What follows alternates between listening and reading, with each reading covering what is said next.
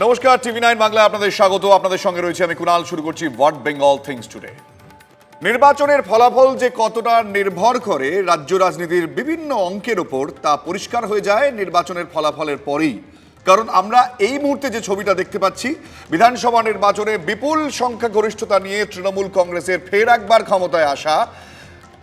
এক ক্ষেত্রে বিজেপি, আমরা সিপিআইএমকে নিয়ে আলোচনা করেছি, কিন্তু যেখানে বিজেপি একটা বড় শক্তি, সেখানে আমরা দেখেছিলাম যে এই নির্বাচনের আগে বহু নেতা নেত্রী যারা তৃণমূল কংগ্রেস ছেড়ে বিজেপিতে গিয়েছিলেন।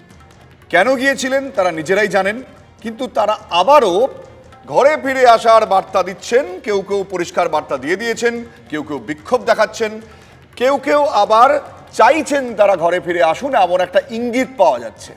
এখানে দাঁড়িয়ে তারা কেন ফিরতে চাইছেন সেটাও আমাদের জানা নেই। কিন্তু আমাদের এই আলোচনায় যে বিষয়গুলো পরিষ্কারভাবে ধরা পড়ছে, এক, মুকুল রায়, শুভ্রাংশু রায় থেকে শুরু করে তাদের যে বক্তব্য, এবং মুকুল রায়ের পত্নী তাকে দেখতে যাওয়া অভিষেক বন্দ্যোপাধ্যায়ের, পরবর্তী ক্ষেত্রে দিলীপ ঘোষের সেখানে যাওয়া এবং দিলীপ ঘোষ মুকুল রায়ের কথোপকথন, অন্যদিকে তথাগত রায়ের তার টুইট এবং সেই টুইটে চন্দ্রিমা ভট্টাচার্যের ফের পাল্টা টুইট, সব মিলিয়ে এই মুহূর্তে কোথাও বিজেপির মধ্যে যে অসন্তোষ রয়েছে, সেই অসন্তোষকে কি আর একবার ক্যাশ করতে চাইছে এই মুহূর্তে তৃণমূল কংগ্রেস। কারণ তারা এই মুহূর্তে নিজেদের ঘর গোছাতে চাইবে, কারণ তারা এই মুহূর্তে সংখ্যাগরিষ্ঠ সরকারে রয়েছে। আজকে আমাদের এই বিষয় নিয়ে আলোচনা। ভোটে ধাক্কা বিজেপিতে, অসন্তোষ এবার কি তৃণমূলে ঘরওয়াপসি? অর্থাৎ এই যখন আমরা এই বিষয় নিয়ে আলোচনা করব, তখন একটা ছবি আপনাদের শুরুতেই দেখাবো যে এই মুহূর্তে বিজেপির অন্তরে একটা অসন্তোষ তৈরি হয়েছে। বিজেপির অন্তরে সেই অসন্তোষের ঠিক কি ছবি এখনো পর্যন্ত উঠে আসছে, শুরুতে একটি রিপোর্ট। কেউ হয়তো ভেবেছিলেন পালা বদল যখন হচ্ছেই তখন জামা বদলে নেওয়াই মঙ্গল। কেউ হয়তো বা ভেবেছিলেন অন্য শিবিরে গেলে খাতির মিলবে বেশি। কিন্তু ভোটের ফল ঘেঁটে দিয়েছে সব অঙ্ক। তৃণমূল ছেড়ে যাঁরা বিজেপিতে গিয়েছিলেন তাদের অনেকে এখন পুরনো দলে ফিরতে আগ্রহী। এমনকি বিজেপির পরিষদীয় দলেও ভাঙনের সম্ভাবনা বলে জল্পনা ছড়িয়েছে। সূত্রের দাবি, শুভেন্দু অধিকারীকে বিরোধী দলনেতা মানতে নারাজ আদি বিজেপি নেতারা। এমনকি জল্পনা, ৩৪ জন বিজেপি বিধায়কের ইচ্ছা বিজেপির পুরনো নেতাদের মধ্যে যাঁরা বিধায়ক হয়েছেন তাদের মধ্যে কোনো একজনকে বিরোধী দলনেতা করা হোক। যদিও প্রকাশ্যে এমন দাবি করছেন না কেউই। বিজেপি অবশ্য দলে ভাঙনের সম্ভাবনা একদম উড়িয়ে দিচ্ছে। বরং তাদের দাবি, তৃণমূলের অনেকে তাদের সঙ্গে যোগাযোগ রাখছেন। আমাদের যে যেখানে আছে সে সেখানেই থাকবে। বিজেপি সম্পূর্ণভাবেই হোমোজিনিয়াস। যারা নির্বাচিত হয়ে এসেছেন তারা বিধানসভায় বিজেপির হয়েই কথা বলবেন। ওনাদের সঙ্গে কি কেউ যোগাযোগ করছেন তৃণমূলের তরফ থেকে? যারা যোগাযোগ করছেন তাদের নাম প্রকাশ করাটা বা সে নিয়ে বক্তব্য রাখাটা রাজনৈতিক সৌজন্য সংস্কৃতির বিরোধী। ভোট পর্বে লক্ষণীয়ভাবে চুপ ছিলেন মুকুল রায়। তৃণমূলের বিরুদ্ধে সেভাবে সুর চড়াননি। প্রচারে মমতা বন্দ্যোপাধ্যায়ও বলেছিলেন শুভেন্দুর চেয়ে মুকুল ভালো। সম্প্রতি তাঁর ছেলে শুভ্রাংশু রায় ফেসবুকে লেখেন, জনগণের সমর্থন নিয়ে আসা সরকারের সমালোচনা করার আগে আত্মসমালোচনা করা বেশি দরকার। তৃণমূল নেতারাও সঙ্গে সঙ্গেই শুভ্রাংশুর বক্তব্যকে সাধুবাদ জানান। বুধবার শুভ্রাংশুর মাকে দেখতে হাসপাতালে যান অভিষেক বন্দ্যোপাধ্যায়। পরে শুভ্রাংশু বলেন, অভিষেক যে সৌজন্য দেখিয়েছেন তা রাজনীতিতে দৃষ্টান্ত। সব মিলিয়ে রায় পরিবারকে নিয়ে জল্পনা বাড়ছে। অনেকেই অবশ্য জল্পনা না রেখে ইতিমধ্যেই ফেরার লাইনে দাঁড়িয়ে পড়েছেন। সোশ্যাল মিডিয়ায় দিদির কাছে ক্ষমা চেয়ে সোনালী গুহ বলেছেন, ভুল হয়ে গেছে বিলকুল, ফিরতে চান তৃণমূলেই। তৃণমূলের টিকিট পেয়েও বিজেপিতে চলে যান মালদা জেলা পরিষদের প্রাক্তন সভাধিপতি সরলা মুর্মু। তিনি ভুল স্বীকার করে ঘাস ফুলে পুনর্বাসন পেতে আগ্রহী। ইটাহারের প্রাক্তন বিধায়ক অমল আচার্য আবার তৃণমূলের শীর্ষ নেতৃত্বকে চিঠি দিয়ে ফেরার অনুরোধ করেছেন। ফিরতে চেয়ে দিদিকে চিঠি দিয়েছেন দীপেন্দু বিশ্বাস। তবে দলবদলুদের ঘরে ফেরাতে খুব একটা উদারতা দেখাতে চাইছে না ঘাসফুল শিবির। কোনো নির্দিষ্ট সিদ্ধান্ত হয়নি। আমাদের কালকে একটা মিটিং আছে, সেখানেও হবে কিনা আমি জানি না। এজেন্ডা যদি থাকে দেওয়া হবে, আর তা নইলে মুখ্যমন্ত্রী আমাদের দলের সভানেত্রী হিসাবে কী সিদ্ধান্ত নেবেন সেটা উনি ঠিক করবেন। শনিবার দলীয় বিধায়ক শীর্ষ নেতাদের নিয়ে বৈঠকে বসছেন মমতা বন্দ্যোপাধ্যায়। সেখানে দলত্যাগীদের দলে ফেরানো নিয়ে তিনি কোনো নির্দেশ দেন কিনা এখন সেদিকেই সমস্ত নজর। Bureau report, TV9 Bangla. নির্বাচনের আগে দিলীপ ঘোষ একটা মন্তব্য করেছিলেন যে একের পর এক তৃণমূল কংগ্রেস ছেড়ে বিজেপিতে যোগদান নিয়ে তার বক্তব্য ছিল তারা এতদিন পর্যন্ত বুঝতে পারেননি, সে কারণে এবার বুঝে তারা বিজেপিতে যোগদান করছেন, তারা ভুল করেছিলেন তৃণমূলে থেকে। এক্ষেত্রে যদি আমরা একের পর এক নাম ধরি, যেমনটা আমাদের এই যে রিপোর্ট সেখানে উঠে এলো, সোনালী গুহ থেকে শুরু করে সরলা মুর্মু, প্রত্যেকেই, দিবেন্দু বিশ্বাস, অমল আচার্য, তার থেকে অত্যন্ত গুরুত্বপূর্ণ মুকুল রায় এবং শুভ্রাংশু রায়, বিশেষ করে শুভ্রাংশু রায়ের মন্তব্য। অর্থাৎ বিজেপি যে ফর্মুলাটা সেই সময় নিয়েছিল যে নিজের ঘর গোছানোর থেকেও বড় কথা এই মুহূর্তে সবচেয়ে নাম্বারটাকে বাড়ানো, তৃণমূল কংগ্রেস সেটা কি করবে সেটা তৃণমূল কংগ্রেস জানে, কিন্তু এই ছবিটা যখন উঠে আসছে তখন আলোচনা অবশ্যই হবে। আমাদের সঙ্গে এই মুহূর্তে রয়েছেন রাজনৈতিক বিশ্লেষক শুভাশিস মৈত্র, আপনাকে স্বাগত, অন্যান্যরাও এই মুহূর্তে যোগ দেবেন। আমি শুভাশিস দা শুরুতেই আপনার কাছে আসছি, এটাই জানতে চাইবো যে এই যে খেলা, এই খেলাতে সবচেয়ে গুরুত্বপূর্ণ যে তারা কেন গিয়েছিলেন আমাদের জানা নেই, এই মুহূর্তে তারা কেন ফিরে আসতে চাইছেন তাও জানা নেই, আদৌ ফিরে আসবেন কিনা সেটাও জানা নেই, কিন্তু কোথাও কি বিজেপি ক্ষমতায় আসলে এই ছবিটা তাহলে দেখা যেত না, রাজনীতিতে আদর্শর কোনো জায়গা নেই, এটা আমরা বারবার আলোচনা করেছি, এই জায়গাটা বিজেপির তৈরি হলো কেন বলে আপনার মনে হয়? দেখুন, 10 বছর আগেও পশ্চিমবঙ্গে এই এদল সেদল যাতায়াত ব্যাপারটা ছিল না, একেবারেই ছিল না। এটা ঘটনা যে এই সংস্কৃতিটা শুরু করেছেন মমতা বন্দ্যোপাধ্যায়, কিন্তু মমতা বন্দ্যোপাধ্যায় এটা একটা কৌশল ছিল, তিনি এই বাইরে থেকে নেতাদের এনে তার দলকে যে বাড়তি শক্তি জুগিয়েছে কথা বলা যাবে না, তিনি নিজের জোরেই বিপুলভাবে জিতে এসেছিলেন। তিনি জয়ের পরে এটা করেছিলেন, জয়ের আগে নয়। ফলে কিন্তু এই জিনিসটা চলে এলো। এবারে দেখা যাচ্ছে যে এই ভোটের আগে যেভাবে তৃণমূল থেকে লোকজন যেতে শুরু করলো, সেটা খুবই দৃষ্টিকটু, খুবই একটা আদর্শহীনতার পরিচয় দেখা যাচ্ছিল, এবং ভোটে হেরে যাওয়ার সঙ্গে সঙ্গে একটা বিপরীতমুখী স্রোত দেখা যাচ্ছে, বোঝা যাচ্ছে। এবং বিজেপি যে একটা সর্বভারতীয় দল সেটা এত দৃষ্টিকটুভাবে সেটা করে দিচ্ছে, এবং প্রধানমন্ত্রী নিজে এর সঙ্গে জড়িয়েছেন। তিনি পাবলিক মিটিং এ বলেছেন যে আমাদের সঙ্গে যোগাযোগ করছেন তৃণমূলের নেতা নেত্রীরা, সব আসবে, এই যে একটা করা। অথচ বিজেপি দাবি করতো যে পার্টি উইথ ডিফারেন্স। বিজেপি এই যে ভুলটা করেছে তার মূল্য কিন্তু বিজেপিকে বিপুলভাবে দিতে হবে। এবং শুভেন্দুকে নিয়ে প্রধানমন্ত্রী সেদিন যে সভাটা করেছেন তাতে শুভেন্দুর গুরুত্ব বাড়ানোর চেষ্টা করেছেন উনি, কিন্তু প্রত্যেকেই প্রশ্ন করছে উনি তো উড়িষ্যায় বিরোধী নেতাকে মিট করেননি, উনি আমফানের সময় বিরোধী নেতাকে মিট করেননি। এবং এই শুভেন্দুর ফলে কিন্তু বিজেপির ভেতরে বড় গোলমাল হওয়ার সম্ভাবনা আছে, বড় গোলমাল হওয়ার সম্ভাবনা আছে। এবং সেটা দেখাও যাচ্ছে, মিটিং থাকলে শুভেন্দু থাকলে কেউ কেউ আসছেন না, তারা থাকলে শুভেন্দু আসছেন না। এবং এটাকে ম্যানেজ করার মতন জায়গায় বিজেপি কিন্তু এই মুহূর্তে নেই, কারণ দিলীপ ঘোষ এটা মানতে হবে যে তিনি কিন্তু এই দলটাকে মাঠে ময়দানে লড়াই করে অনেকটা তৈরি করেছেন, কিন্তু দলটার আজকের যে চেহারা সেটার জন্য কিন্তু ওকে দোষ দিলে হবে না। এটা কিন্তু ওদের দিল্লি নেতৃত্ব করেছেন, মূলত অমিত শাহ, নরেন্দ্র মোদী এরা করেছেন। এগুলো নিয়ে আমি শুভাশিস দা আরো বিস্তারিতভাবে আসবো, যেটা নিয়ে তথাগত রায় তোপ দেখেছেন সেই প্রসঙ্গটা আপনার কাছে জানতে চাইবো। আমাদের সঙ্গে এই মুহূর্তে যোগ দিয়েছেন রাজনৈতিক বিশ্লেষক নীলাদ্রি ব্যানার্জি, আপনাকে স্বাগত। নীলাদ্রি দা, আজকে হঠাৎ করে আমার একটা পুরনো কথা মনে পড়ে যাচ্ছে, পুরনো ঘটনা মনে পড়ে যাচ্ছে, সেটা হচ্ছে জিতেন্দ্র তিওয়ারিকে দলে নেওয়া নিয়ে দিলীপ ঘোষ মুখ খুলেছিলেন অগ্নিমিত্রা পল, বাবুল সুপ্রিয়, শোকজ করা হয়েছিল তাদের। অর্থাৎ বিজেপিতে আদি নব্য একটা লড়াই সেই সময় ছিল, এবং সেটা নির্বাচনের আগে অন্য পরিস্থিতি ছিল, সেক্ষেত্রে দাঁড়িয়ে সে বিষয়টা সামনে আসেনি।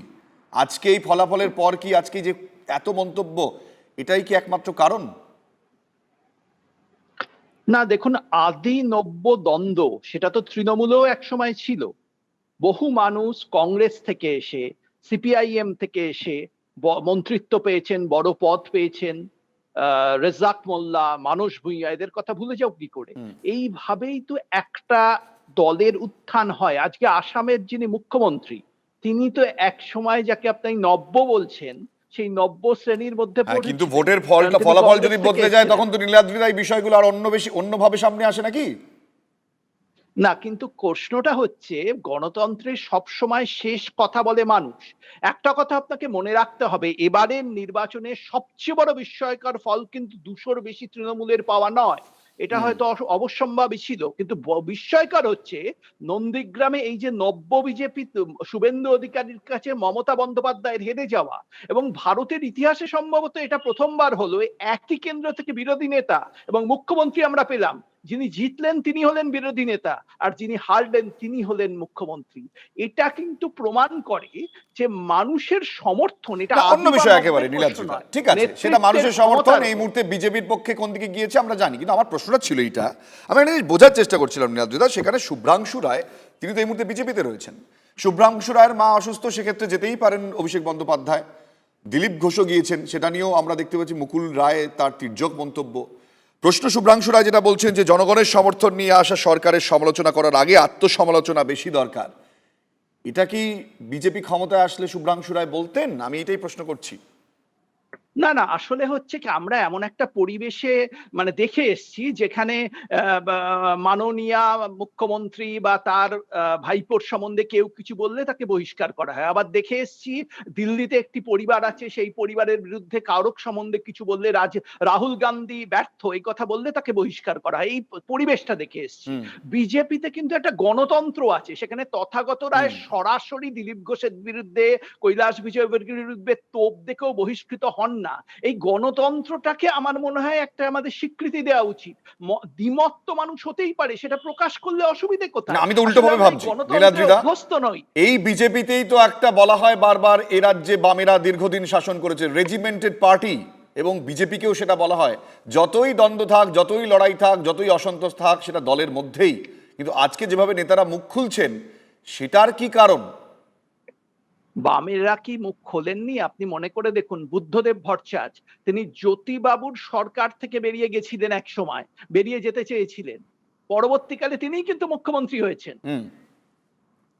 সেটাকে আমাদের ভুলে গেলে চলবে না। বা আমাদের সংস্কৃতিতে তখন কিন্তু মিডিয়ার সমালোচনা করার অধিকার ছিল। আজ যদি কোনো মিডিয়া সরকারের বিরুদ্ধে বলে, তার বিজ্ঞাপন সঙ্গে সঙ্গে বন্ধ হয়ে যায়।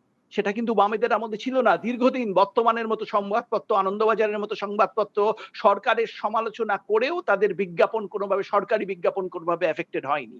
এই সংস্কৃতিটা পশ্চিমবঙ্গের সংস্কৃতি, এটা মনে রাখতে হবে। না, একেবারে নীলাদ্রিদা, আমি একটা বিষয় পরিষ্কার, যে বিষয়টি নিয়ে আমরা আলোচনা করছিলাম সেক্ষেত্রে বারবারই একটা বিষয় পরিষ্কার, যে বামেরা কিন্তু সে সময় ক্ষমতায় ছিল, ক্ষমতাচ্যুত হননি।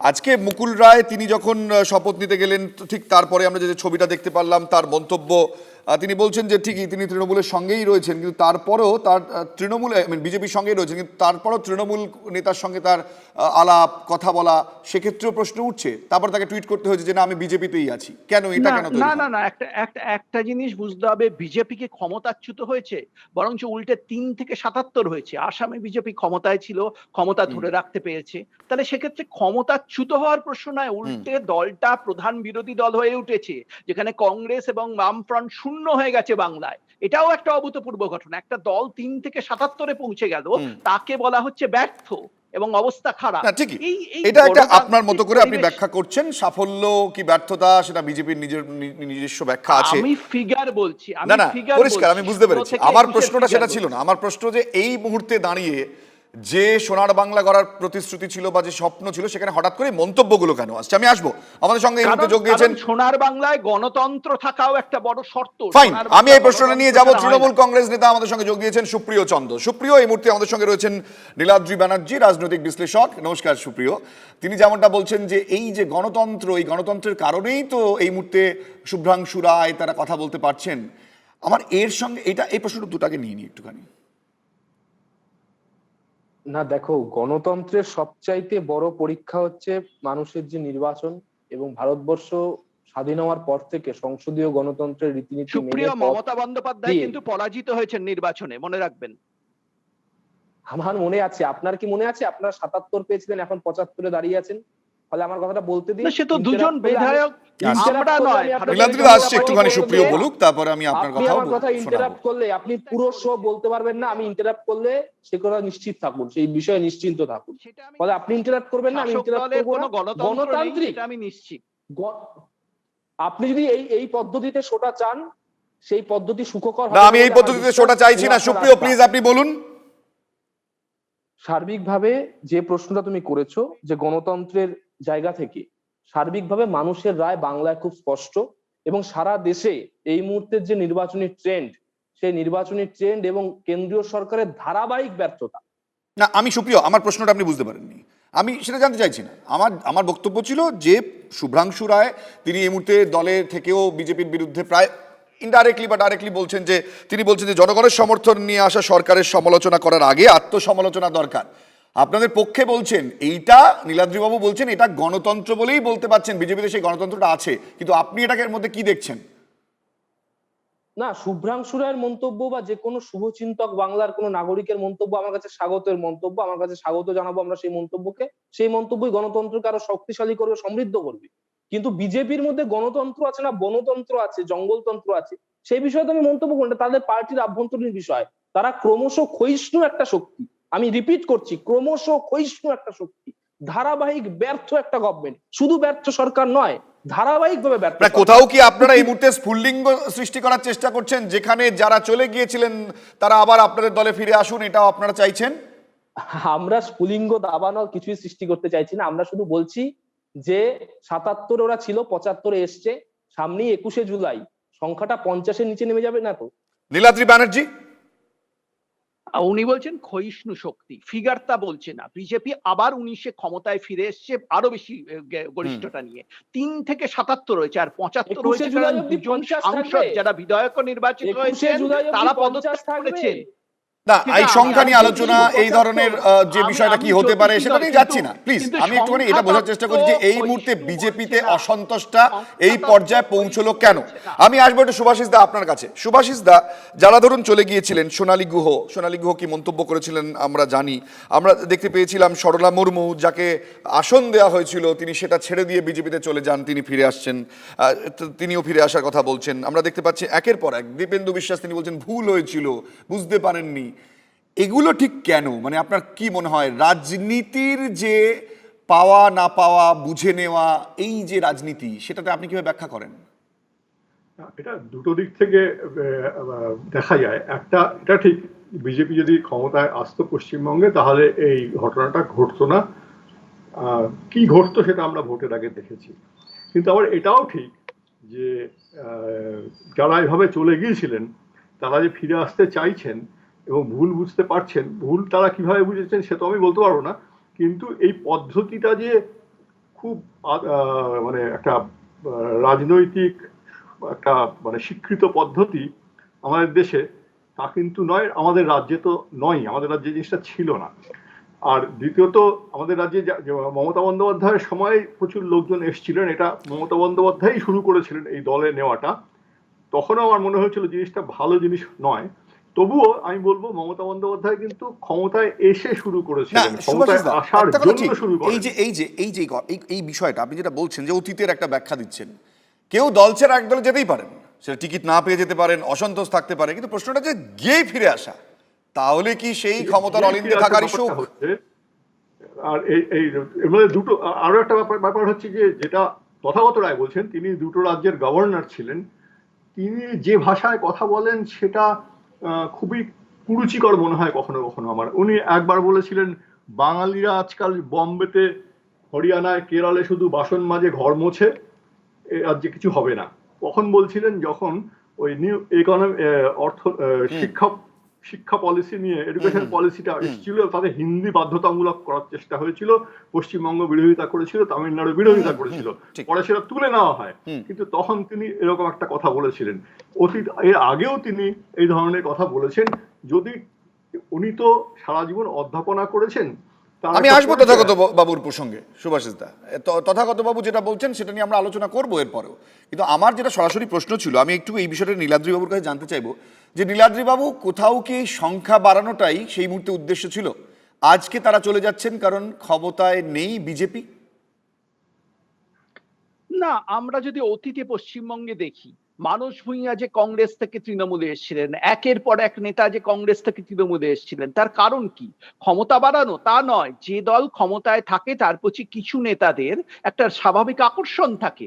এখন বিজেপিরও কিছু নেতার সেইভাবে ক্ষমতায় থাকার আকর্ষণ রয়েছে, তারা ফিরে যেতে চাইছেন। এটা তো একটা গণতান্ত্রিক পদ্ধতি। এবার মানুষ ঠিক করবেন তাদের তারা ভোট দেবেন না দেবেন। একটা কথা মনে করে দেখুন, যারা দল পরিবর্তন করে বিজেপিতে এসেছিলেন, শুভেন্দু অধিকারী ব্যতিক্রম, বহু নেতা হেরে গেছেন। যেসব নেতাদের উড়িয়ে নিয়ে গিয়ে অমিত শাহ জয়েন করিয়েছিলেন, একজনও জিততে পারেননি। কিন্তু এই কথাও মনে রাখতে হবে, মানুষ গণতন্ত্রে শেষ কথা বলে। মানুষ রায় দিয়েছে মমতা বন্দ্যোপাধ্যায় পরাজিত হয়েছেন নন্দীগ্রামে, ঠিক একইভাবে মানুষ রায় দিয়েছে যারা দলত্যাগী তাদের বেশিরভাগকেই তারা পরাজিত করেছেন। শুভেন্দু অধিকারী কিন্তু তার বিধায়ক পদে পদত্যাগ করে তিনি লড়তে গেছিলেন, কারণ তিনি নিশ্চিত ছিলেন নন্দীগ্রামে তিনি জয় পাবেন, বাকিরা নিশ্চিত ছিলেন না। সেই জন্যই মানুষ তাদের প্রত্যাখ্যান করেছে। সুপ্রিয়, আমার শুধু তিনটে প্রশ্ন বা তিনের বেশি প্রশ্নটা হলেও প্রশ্নের কাঠামোটা একই, যে মুকুল রায় থেকে শুরু করে রাজীব ব্যানার্জি থেকে শুরু করে সোনালী গুহ থেকে শুরু করে আরো কত নাম, কত ইতিহাস, সেই নামের যারা মানুষ ব্যক্তি, তারা কি নীলাদ্রি বাবু নেতা তো আজকের দিনে, নাকি তারা নীলাদ্রি বাবুর অবস্থান? না, নীলাদ্রি বাবুর ব্যক্তিগতভাবে কাকে নেতা মনে করেন সেটা প্রসঙ্গ নয় সুপ্রিয়, কিন্তু প্রসঙ্গ এটা, যখন মুকুল রায়ের স্ত্রীকে দেখতে যাচ্ছেন অভিষেক বন্দ্যোপাধ্যায়, সেক্ষেত্রে ব্যক্তিগত সম্পর্কের বিষয় মানলাম। সুপ্রিয়, আমি আসছি। ব্যক্তিগতভাবে আমি লড়াই চাইছি না সুপ্রিয় নীলাদ্রিদা, আমি ব্যক্তিগতভাবে আপনাদের মধ্যে লড়াই চাইছি না। আমি যেটা চাইছি প্রসঙ্গটা সুপ্রিয় আপনার কাছে জানতে, যে আজকে ধরুন অভিষেক বন্দ্যোপাধ্যায় দীর্ঘদিনের পরিচয়, কাকিমা বলে ডাকেন, সেখানে তিনি দেখা করতে যেতেই পারেন, কিন্তু রাজনীতির অলিন্দে তো এই প্রশ্নগুলো উঠবে, সেটাই তো একটা বড় ইঙ্গিত দিচ্ছে। সেটাকে কিভাবে দেখেন? না না, আমার প্রশ্নটা খুব সহজ এবং সরল। আমি জানি না তার আঙ্গিক এবং পরিবেশনাটায় কোনো ভুল হলো কিনা, ভুল হলে আমি ক্ষমা প্রার্থী। আমার প্রশ্নটার কাঠামো এবং প্রশ্নটার যে বিষয় সেই নিয়ে আমি কথা বলতে চাইছি। যে মুকুল রায়কে এরা বলেছিল, সিদ্ধার্থ সিং, উত্তরপ্রদেশের বিজেপি নেতা, তিনি বলেছিলেন যে ভাগ মুকুল ভাগ। সেই মুকুল রায়ের আজকের দিনের পরিচয়টা কি? বিজেপির সর্বভারতীয় সহসভাপতি। অর্থাৎ মুকুল রায়ের কোনো যোগ্যতা ছিল না, তিনি দল বদলেছেন বলে নীলাদ্রি বাবুর মতো অনেকে সন্দিহান তিনি ভোটে জিতবেন কি জিতবেন না, তাই বলে তাকে তখন খাটো করা হচ্ছে। এখন যখন পার্টি হেরে গেছে, দুঃসময়ে কমরেডদের সাথে না থেকে, সঙ্গীদের সাথে না থেকে তাদের দোষারোপ করছেন, গালমন্দ করছেন, নিজেদের মধ্যে বিভাজন করছেন। এটা যদিও বিজেপির আভ্যন্তরীণ বিষয়, কিন্তু আমি বলতে চাইছি এটা কোনো পার্টি চালাবার ক্ষেত্রেও বা পার্টির একজন প্রাথমিক তৃণমূল কংগ্রেসের মধ্যে একটা বর্ধিষ্ণু শক্তির, একটা মমতা বন্দ্যোপাধ্যায়কে সামনে থেকে যে পার্টিটা প্রতিদিন লড়াই আন্দোলন করে, তার একজন প্রাথমিক সদস্য, অন্য কোনো দলীয় ডেজিগনেশন ভুলে যান, প্রাথমিক সদস্য হিসেবে আমার মনে হয় যে এটা পার্টি চলার ক্ষেত্রে এবং চালাবার ক্ষেত্রে, দু ক্ষেত্রেই। না, কিন্তু এটা কি আপনি অস্বীকার করতে পারেন এই মুহূর্তে সুপ্রিয়, যদি মুকুল রায় বা কোনো বড় নেতা তারা ফিরতে চান তৃণমূল কংগ্রেসে, সেক্ষেত্রে তৃণমূল কংগ্রেস বিষয়টি নিয়ে ভাববে না? নিঃসন্দেহে ভাববে। ভাবনার পরে সেই সিদ্ধান্ত নেবেন মমতা বন্দ্যোপাধ্যায়। এই জায়গায় তো আমি বা আপনি বা আমাদের মতো কেউ সেই বলার জায়গাটায় নেই। তৃণমূল কংগ্রেসের পার্টির চূড়ান্ত সিদ্ধান্ত। হ্যাঁ, নীলাদ্রিদা কি বলছিলেন? একজন ব্যক্তি শুধু সিদ্ধান্ত নেন, তাই গণতন্ত্রে আপনাদের আস্থা নেই। গণতান্ত্রিক পরিবেশটা আপনারা মানতে পারেন না, মতের ডিফারেন্স আপনারা মানতে পারেন না। কি নীলাদ্রি বাবু, আপনি কি সুন্দর বক্তব্য দেন। আপনাকে উত্তরপ্রদেশে বা গুজরাটের ভোটের প্রচারে কোনোদিন নিয়ে গেছে? আপনি এত ভালো টিভিতে বলেন, আমি কোন দলের প্রচারেই যাইনি, আমি নেত্রী মনে করি মমতা বন্দ্যোপাধ্যায়কে। আর মুশকিল হচ্ছে সুপ্রিয়, পশ্চিমবঙ্গে তৃণমূলের বিরুদ্ধে কথা বললেই তাকে বিজেপি স্ট্যাম্প দিয়ে দেওয়া হচ্ছে। জেলা পিছু আপনি শুনে নিন, আপনি হয়তো জানেন না, শুনে নিন। বিজেপি জেলা পিছু, আমি উত্তরবঙ্গের ছেলে, জেলা পিছু বিজেপি কেন্দ্রীয় নেতাদের যাদের অবজারভার করে পাঠিয়েছে, মুখ্য প্রবন্ধক না কি সব বলে পাঠিয়েছে, তারা সমস্ত কিন্তু বাইরের নেতা। আপনাদের মতো একজনের এত যোগ্য, এত বাইরের মানে ভারতের বাইরের কি? এত লড়াকু? না না, ভারতের বাইরের কি? আপনি বাইরে বলতে কি বোঝাচ্ছেন? ভারতের যে কোনো নাগরিক যে কোনো প্রতিষ্ঠানে দিতে পারেন। আপনাদের বাইরে বলতে আপনি কি বোঝাচ্ছেন? ভারতের একজন নাগরিক পশ্চিমবঙ্গে আসতে পারেন না। মমতা বন্দ্যোপাধ্যায় যখন কংগ্রেসে ছিলেন তখন ইন্দিরা গান্ধী, রাজীব গান্ধী আসতেন না। আপনার কাউন্টার করতে সুবিধা। নীলাদ্রিদা, আমি ব্রেকে যাব। আমি একটা ছোট্ট জিনিস আপনাকে জানতে চাইছি, আপনি রাজনৈতিক বিশ্লেষক। ধরুন একটা মানুষ দীর্ঘদিন ধরে বিজেপি করছেন, আপনি সুভাষিস দা বলছিলেন যে দিলীপ ঘোষ একটা অন্য ডাইমেনশন দিয়েছে বিজেপিকে। তো একটা মানুষ দীর্ঘদিন ধরে বিজেপির জন্য লড়াই করছে, আজকে বিজেপি যখন এরকম একটা সাংগঠনিক জায়গায় গেল, তখন সেখানে গিয়ে দেখা গেল যে বাইরে থেকে কিছু লোকজন এলেন যারা তৃণমূল কংগ্রেস থেকে এলেন, সেই মানুষগুলো পদ পেয়ে গেলেন, সেই মানুষগুলো আসন পেলেন, ভোটে দাঁড়ালেন, তারা হেরে গেলেন, এবার তারা দল থেকে চলে যাচ্ছেন। এই জায়গায় দাঁড়িয়ে সেই বিজেপি কর্মী বা সেই বিজেপির নেতা, তার ভেতরে কি তৈরি হয়, এটাই তো সেই অন্তর্দ্বন্দ্বের জায়গা বা অসন্তোষের জায়গা নয় কি? এটা কি অস্বীকার করতে পারি আমরা যে কোনো দলে? না, দেখুন, আমি বিজেপি সম্বন্ধে যতদূর জানি তাদের কাছে দেশ সবচেয়ে আগে, তারপর দল, তারপর ব্যক্তি। এটাই দলটার না, মতাদর্শ। এভাবে কোনো কিছু ব্যাখ্যা এবার করা যায় না। কোনো প্রত্যেকটি নেতা বা রাজনৈতিক দলের ব্যক্তি নিজস্ব যদি এই মতাদর্শে বিশ্বাস না মতাদর্শ করেন, রয়েছে। সেটা কে তার দেশের সমস্যা। কথা ভাবে, কে দেশের কথা ভাবে না, এটা এজেন্ডা হতে পারে নীলাদ্রিদা। আমরা এভাবে ব্যাখ্যা করতে চাই না, আমি স্পষ্ট উত্তর চাই। না না না, এই কথাটা বুঝতে হবে, বিজেপি বিশ্বের বৃহত্তম দল, শুধু ভারতের না।